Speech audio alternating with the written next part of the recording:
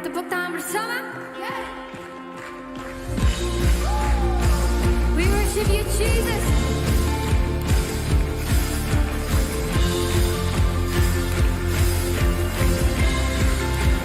Everybody just yes.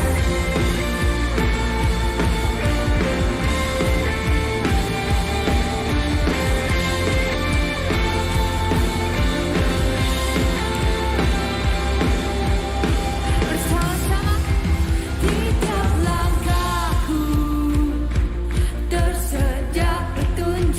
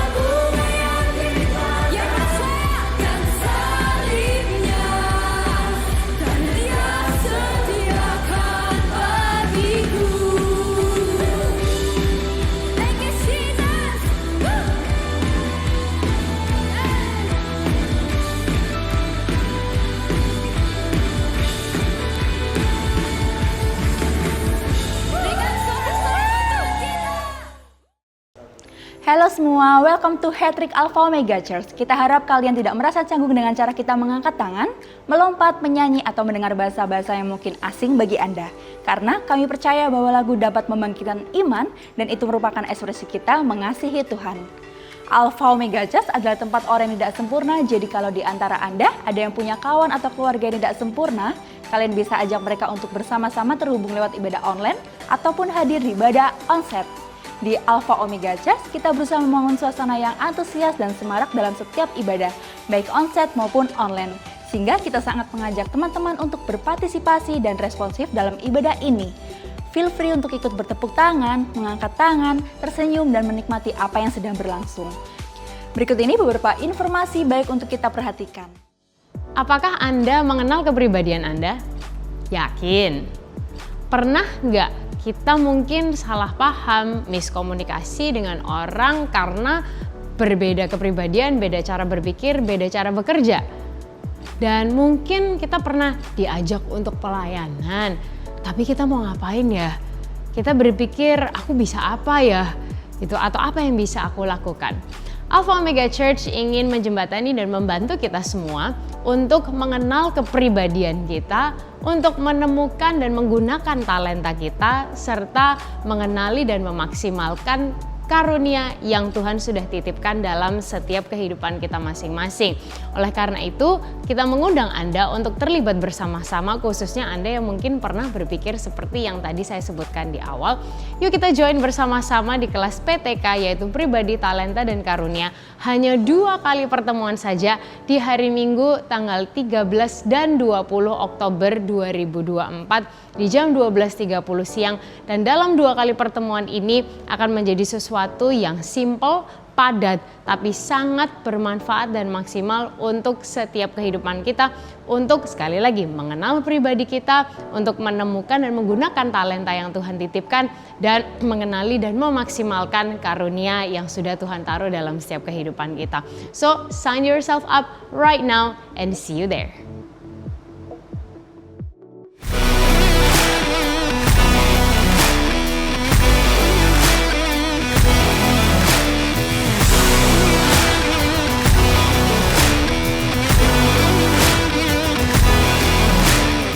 Christian entrepreneur from a young age? Who says you can't? Let's join this event together.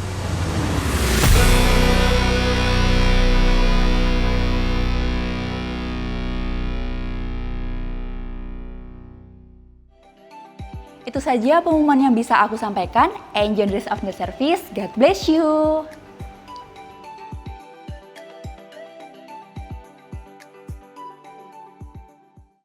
Halo semua anak-anak muda yang penuh dengan semangat dan diberkati Tuhan. Selamat datang di Chin Online Service Alpha Omega Church.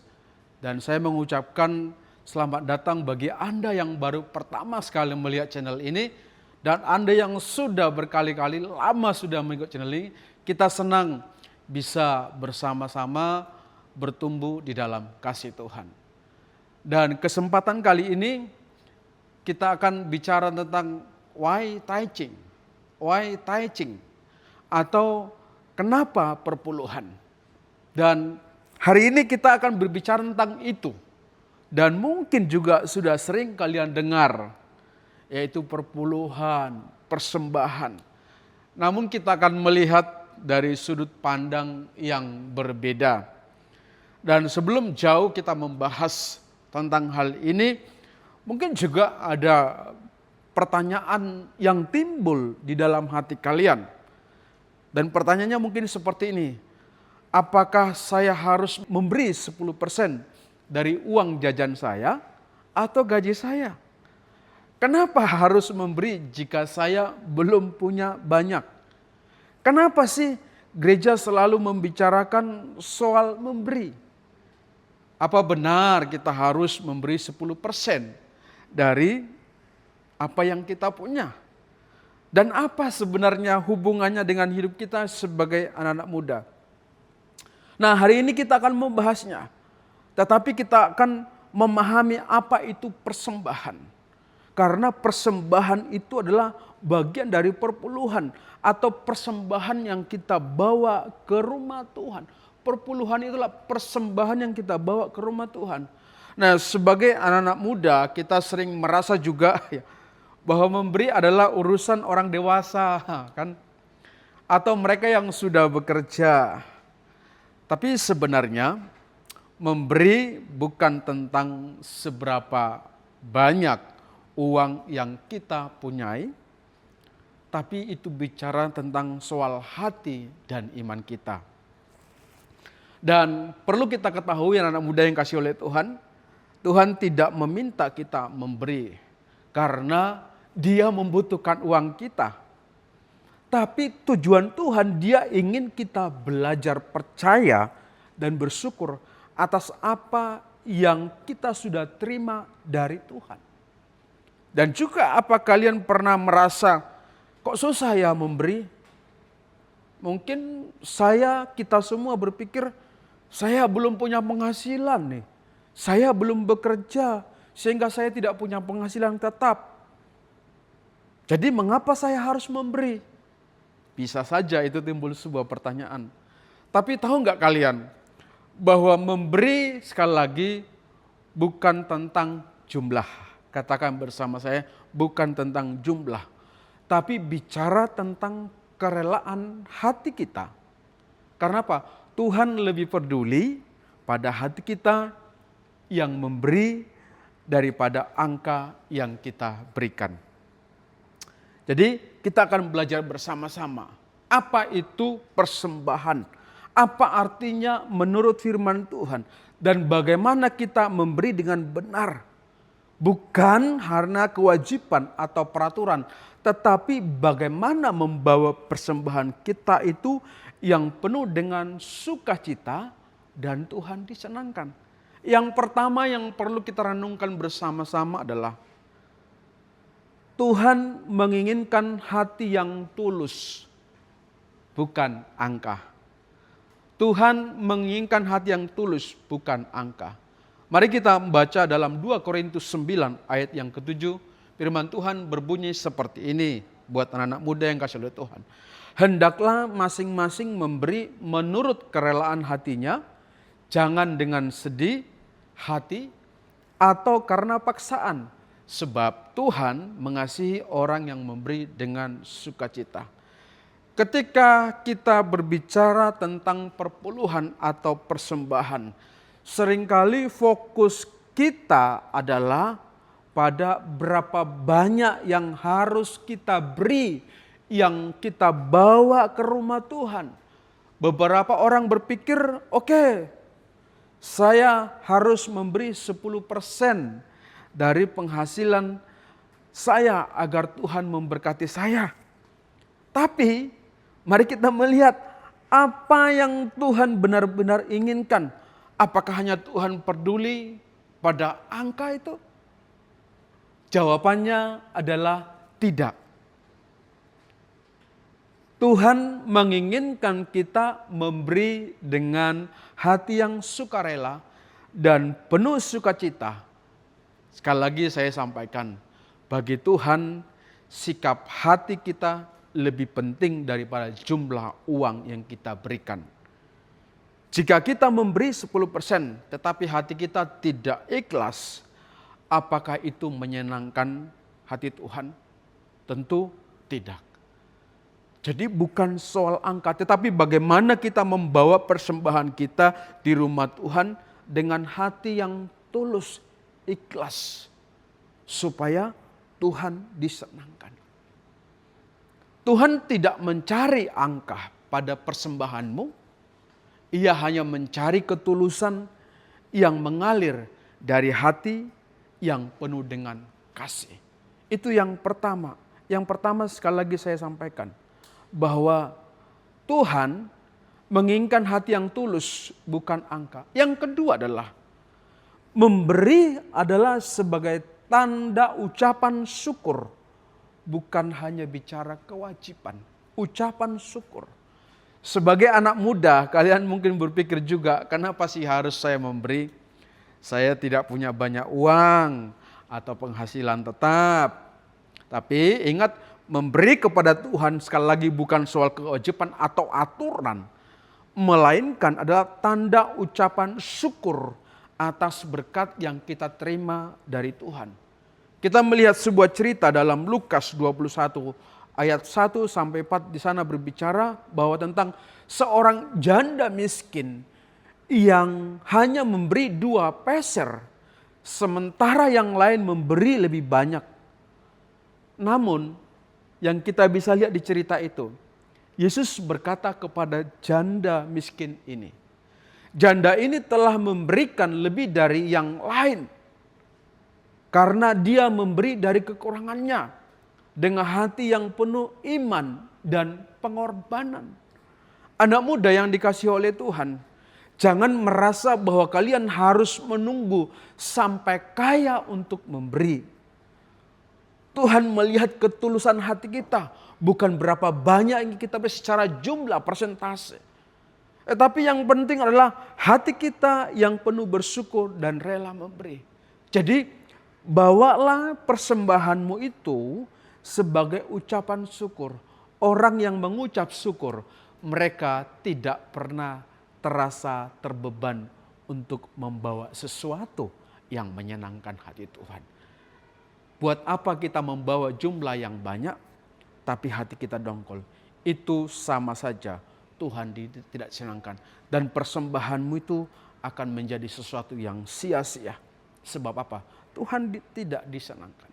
Oleh sebab itu, Tuhan tidak mencari angka pada persembahanmu. Ia hanya mencari ketulusan yang mengalir dari hati yang penuh dengan kasih. Yang ketiga adalah, apa yang mesti kita ketahui tentang soal persembahan? Yang ketiga, mengapa anak muda harus belajar memberi? Nah, kalau yang tadi kita harus memberi dengan ketulusan, bukan soal angka, sebagai ucapan syukur. Dan ketiga ini, mengapa anak muda harus memberi?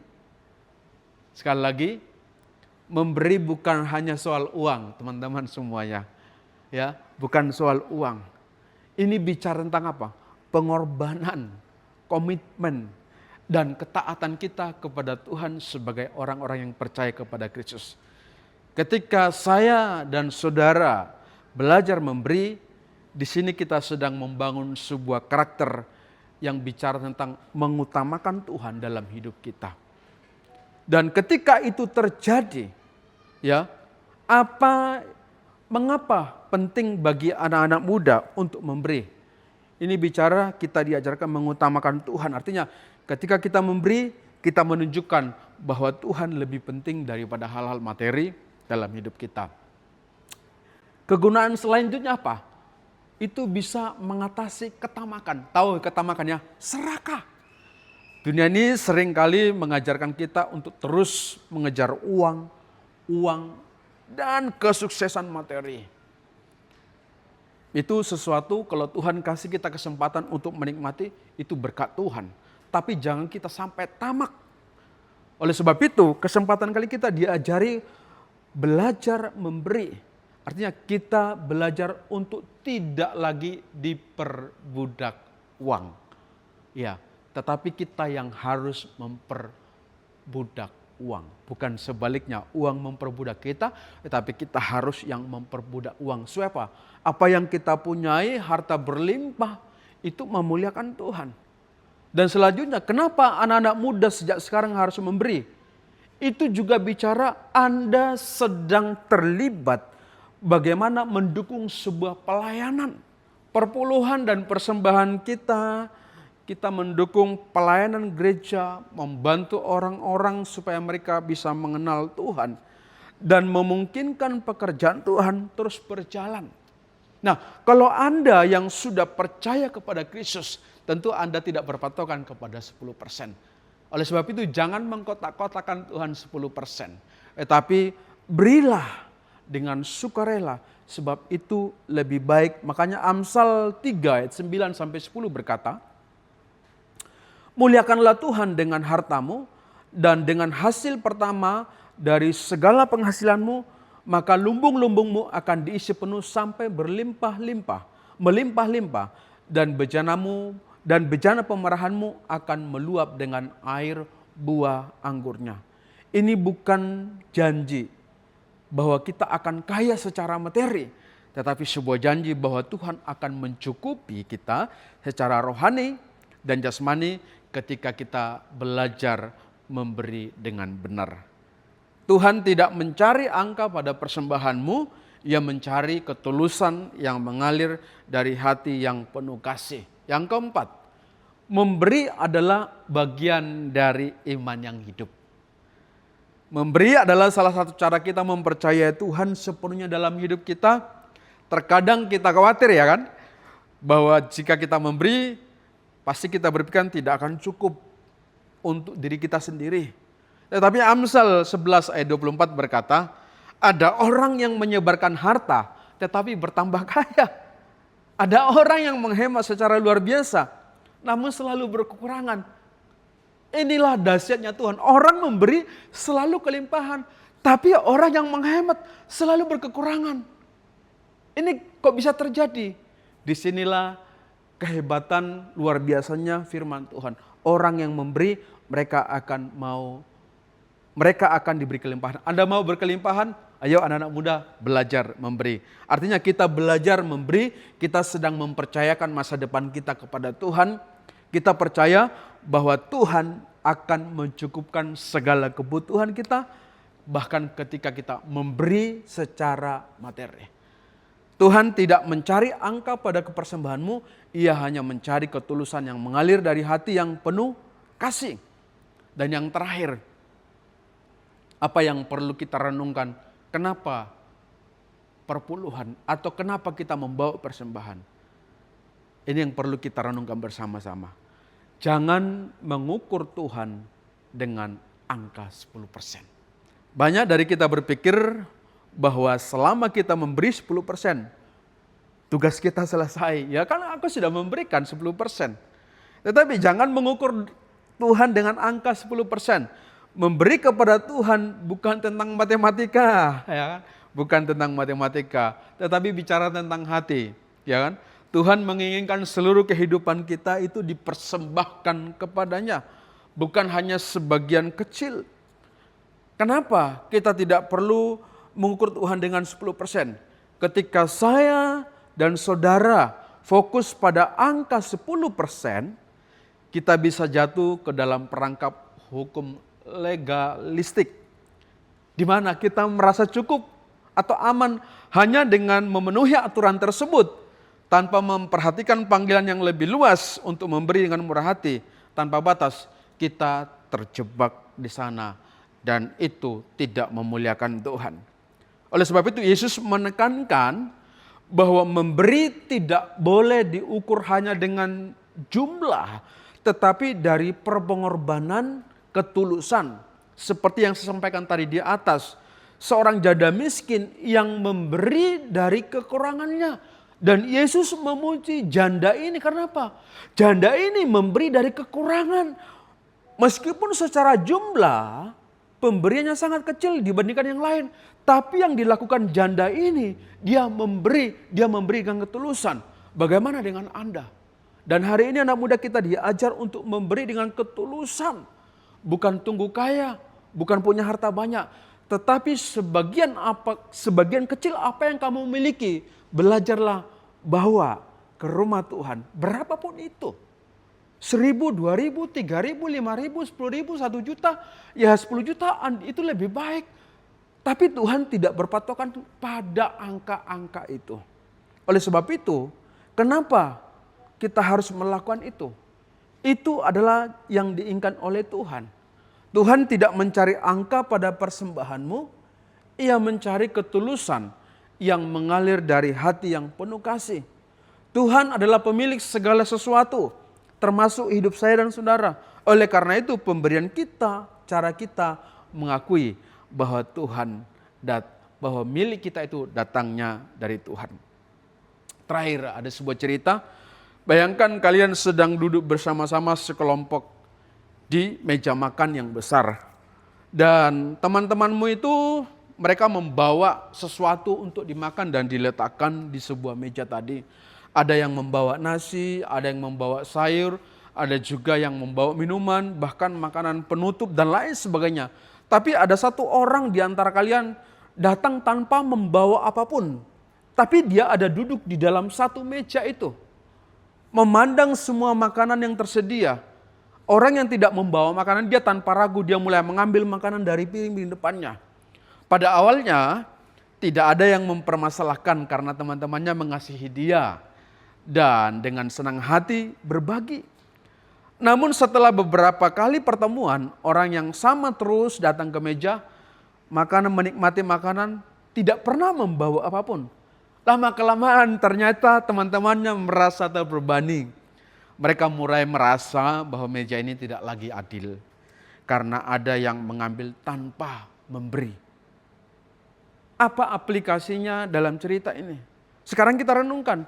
Meja itu adalah perumpamaan tentang kehidupan dan persembahan kita kepada Tuhan. Setiap minggu kita datang ke gereja, duduk di meja berkat yang Tuhan sediakan. Kita menikmati kasih karunia-Nya, anugerahnya, pengajaran firman Tuhan, dan berkat yang kita terima dalam kehidupan kita sehari-hari. Tapi pertanyaan adalah, apakah kita hanya duduk dan menerima? Atau kita juga membawa sesuatu di meja itu? Persembahan adalah bentuk tanggung jawab kita sebagai anak-anak muda yang telah menerima begitu banyak berkat dari Tuhan. Memberi kepada Tuhan bukan karena dia membutuhkan. Sekali lagi ya, bukan karena dia membutuhkan.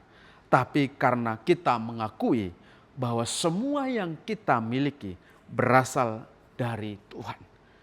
Ketika kita memberi anak-anak muda, kita sedang berkontribusi pada meja yang lebih besar. Meja apa? Meja pelayanan, meja kasih, meja penginjilan yang menyentuh banyak kehidupan orang lain untuk diperkenalkan kepada Kristus. Terkadang kita berpikir saya masih muda, saya belum, sekali lagi ya, belum punya banyak untuk diberi. Tapi Tuhan tidak melihat besar kecilnya apa yang kita bawa, Dia melihat kerelaan hati kita. Ingatlah, di meja yang penuh dengan berkat Tuhan, memberi bukan soal banyak kita miliki, tapi soal partisipasi kita dan rasa syukur kita untuk terlibat dalam pekerjaannya. Apakah kamu datang ke meja Tuhan hanya untuk menerima, atau kamu juga bersedia dari apa yang kamu terima? Anak muda yang dikasihi oleh Tuhan, memberi bukan tentang paksaan atau aturan, tetapi tentang kerelaan hati. Mulailah dari hal yang kecil. Jika kita punya sedikit penghasilan, mulailah memberi sebagian kecil sebagai ucapan syukur kepada Tuhan.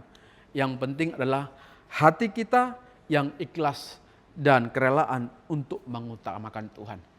Tidak usah takut untuk memberi, Tuhan akan mencukupi segala kebutuhan kita. Berilah dengan rendah hati yang sukacita, bukan karena paksaan. Jangan hanya fokus pada angka, tetapi hubungan kita dengan Tuhan.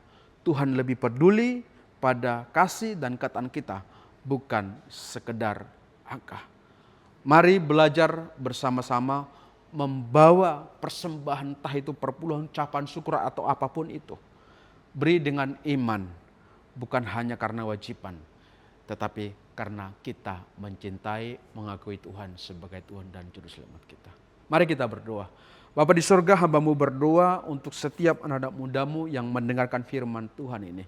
Biarlah kami sejak masa muda kami belajar membawa persembahan kami dengan ucapan syukur, dengan ikhlas kerelaan hati. Kami belajar dari hal terkecil, supaya kami juga boleh terlibat punya kontribusi untuk menjangkau jiwa. Lewat kehidupan kami Tuhan, kami boleh memperkenalkan Kristus kepada mereka yang belum percaya kepada Kristus. Ajari kami supaya sejak muda kami Tuhan, kami boleh belajar terlibat dalam pelayanan, baik secara persembahan kami, tubuh jiwa roh kami.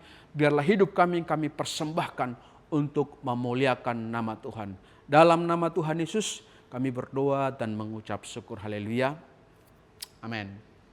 God bless.